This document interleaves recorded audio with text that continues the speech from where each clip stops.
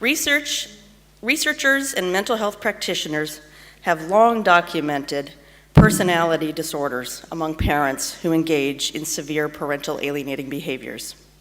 These parents often have narcissistic personality disorders, borderline personality disorders, and/or psychopathic tendencies. In my own work, we're seeing other characteristics that are known as the dark tetrad of personality: narcissism, Machiavellianism, psychopathy, and sadism. Researchers have also found evidence of intergenerational transmission of parental alienation. This means that some parents who are victims or perpetrators of parental alienating behaviors were raised in homes where they were childhood victims of parental alienation. In other words, they were abused as children and are now reliving the abusive dynamic as adults. Next, we know that there are predictable patterns of parental alienating behaviors. Approaching court dates increase claims of abuse.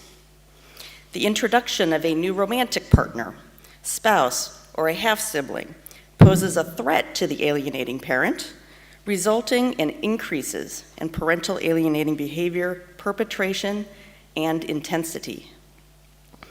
Correlating behaviors to events such as this help us to contextualize and understand this violence, and it demonstrates that it's not random.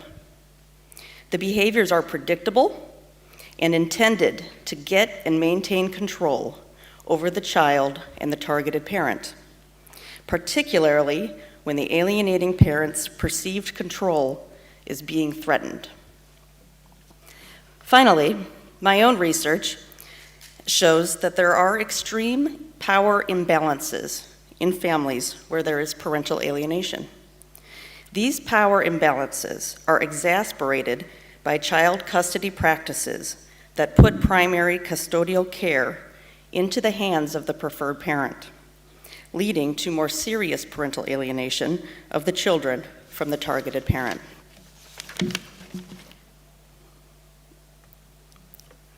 In my research lab, we've been examining whether the power dynamics in families affected by parental alienation are equal, which would mean the families are like situational couple violence, or we look to see if they were unequal or imbalanced, which would be more like intimate terrorism.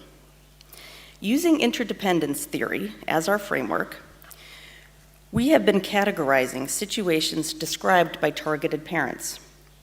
The data set were transcripts from nearly 80 interviews we conducted with parents who were the targets of parental alienation around the world. What we've looked at is the level of interdependence that each parent has with each other when they describe their experiences with parental alienation. And according to this theory, the more dependent a person is on someone for an outcome, the less power they have. And what we found lent support to our hypothesis that these families have notable power imbalances. Overwhelmingly, most of the parents describe situations in which they were unable to influence the outcomes of the alienating parent. In addition, these parents have very little control over their own outcomes. They are completely at the alienating parent's mercy. This situation is called asymmetric dependence.